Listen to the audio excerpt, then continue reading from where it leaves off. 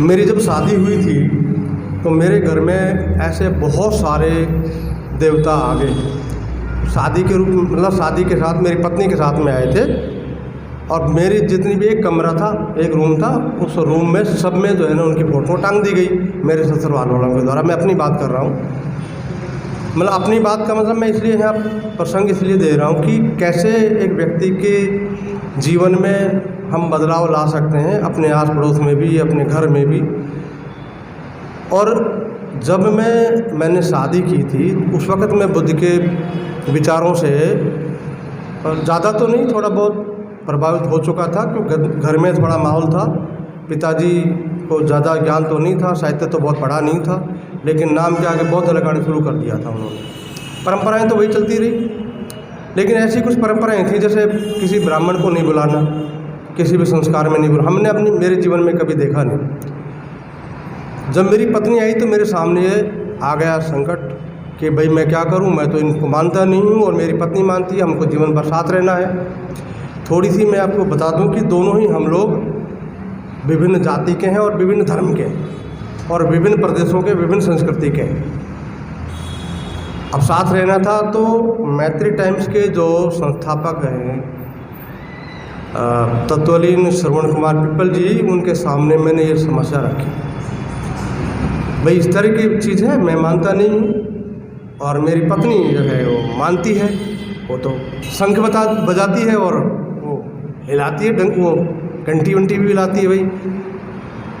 तो मुझे पिप्पल जी ने ये कहा, देखिए बुद्ध हमें कभी लड़ने को नहीं कहते, बुद्ध ये नहीं कहते कि आप डंडा लेकर के कहो कि तुम बुद्ध को मानो। आपकी पत्नी पढ़ी लिखी हैं, भले ही वो ठेठ हिंदू हैं चाहे वो ब्राह्मण हैं, कुछ भी हैं, लेकिन कुछ तो बुद्धि है। आपके पास कुछ तर्क होने चाहिए, विचार होने चाहिए। अगर आप बुद्ध को पढ़ते हो तो बुद्ध के विचारों से आप उनके साथ बात कीजिए ना, चर्चा कीजिए। तो या तो उनके विचार अच्छे होंगे तो आप सहमत हो जाना, और आपके विचार अगर अच्छे होंगे तो वो सहमत हो जाएगी, लड़ने की ज़रूरत ही नहीं है। और वास्तव में वही हुआ। जैसे मैंने कई सारे चीज़ों को उनसे पूछा। असलियत यह है कि मैं कभी गांव में मंदिर गया नहीं, हमारे है नहीं, जाने नहीं दिया जाता है पहली बात तो, इसलिए ज़रूरत भी नहीं पड़ी, गए भी नहीं। तो मैं पत्नी से पूछता था कि भाई तुम तो पूजा करती हो, उनके पिताजी तो पुरोहित रहे हैं, पूजा पाठ करते रहे हैं, और वो पूजा पाठ में पूरा सारी प्रक्रिया जानती थी। मैंने कहा आप जो करवा चौथ रखती हो मेरे लिए, ये क्यों रखती हो हमारे लिए? जैसे मान लो पति की उसके लिए बोले लंबी उम्र के लिए है और ये है, जो भी वो मान्यताएं हैं। मैंने कहा पर भाई मुझे भी तो कोई व्रत होना चाहिए जो मैं आपकी लंबी उम्र के लिए रखूं। ये हमारी जो चर्चाएं हैं ये 1996-97 की बात में कर रहा हूँ। प्रसंग इसलिए छोड़ा है क्योंकि ये ऐसा ही प्रसंग जब मैं पढ़ रहा था तो रामा स्वामी परिवार के जीवन में भी आया।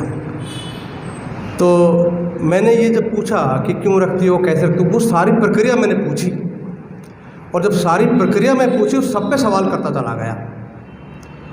और उन्होंने कहा कि हम जो है वहाँ शिवलिंग की पूजा करते हैं। तो मैंने उन्हीं के बारे में पूछा, चलो ये जानते हो क्या है ये? तो उन्होंने कहा अरे शिवलिंग आप जानते नहीं। मैंने कहा मैं नहीं जानता, तीसरे तो पूछ रहा हूँ।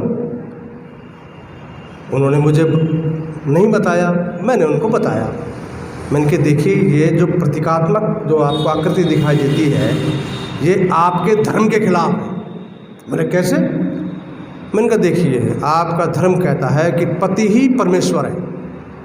अब मैं पति हूँ तो मैं परमेश्वर हूँ, शिवलिंग परमेश्वर कैसे है? मेरे होते हुए तो नहीं होना चाहिए। आप कैसे किसी को जो है ना छू सकती हैं, टच कर सकती हैं? आपका धर्म कहता है ना ये तो। हाँ बात तो सही है आपकी। मैंने कहा आप इसको अपने जीवन में उतार के देखिए। मैं लड़ नहीं रहा हूँ, मैं सिर्फ सवाल कर रहा हूँ। खैर धीरे धीरे परिवर्तन आया और वो फिर मूर्तियाँ और फोटो कब चली गई मुझे अब याद नहीं। मेरे घर में अब कोई भी नहीं है। और मैं तो सही बताऊं कि किसी भी पूजा पाठ से अगर कोई आदमी ये कहता है कि हम बुद्ध की पूजा करें या बाबा साहब की पूजा करें, नहीं, पूजा क्यों करें? उनके विचारों को माने हम। रामा स्वामी परिवार की लड़ाई भी घर से शुरू। जब ब्राह्मण आते थे तो सवाल करते थे, ब्राह्मण गुस्सा हो जाते थे, पिता उनको डांटते थे। जब जिस स्त्री से वो प्रेम करते थे, उनसे उनका विवाह हुआ तो वो भी वही धर्म की अपनी बात करती थी।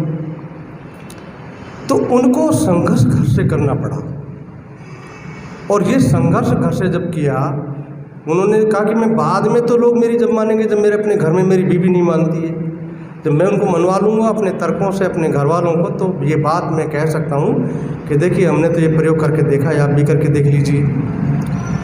तो रामास्वामी परियार ने जो ये धार्मिक आडंबर और अंधविश्वास है, उसकी जो लड़ाई है, उसका अगर मैं जो पीक जो होता है वो ये मैं बता दूँ कि ब्राह्मणों ने दक्षिण भारत में चोटियाँ जो है ना वो रखना बंद कर दिया था।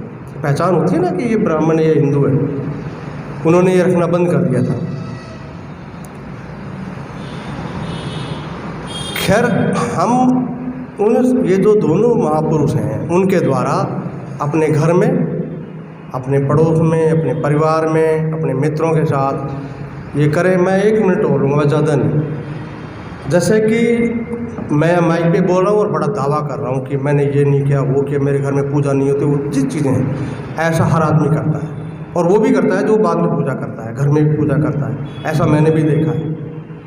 तो ये चीज़ हम लोगों को हिम्मत कैसे आएगी? एक और उदाहरण दूंगा मैं आपको। 2003 में मैंने अवंती का मकान लिया। अभी तक हमारे घर में कोई बुद्धिज़्म से कोई भी संस्कार नहीं हुआ था, हम अपने तरीके से करते थे, अलग बात थी। पर पिप्पल जी ने कहा कि आप जो है ना इसको बुद्धिस्ट प्रक्रिया से संस्कार कीजिए, गृह प्रवेश का। मैंने कहा आप जानते हैं, आप ही करवाइए। तो विद्वान भंते जी जो विश्वविद्यालय वाले हैं, अब तो परिनिवृत्त हो गए हैं, सत्यपाल माथेरा जी, उनकी उसमें सानिध्य में वो गृह प्रवेश हुआ। अब मैं उस स्थिति का वर्णन कर रहा हूँ।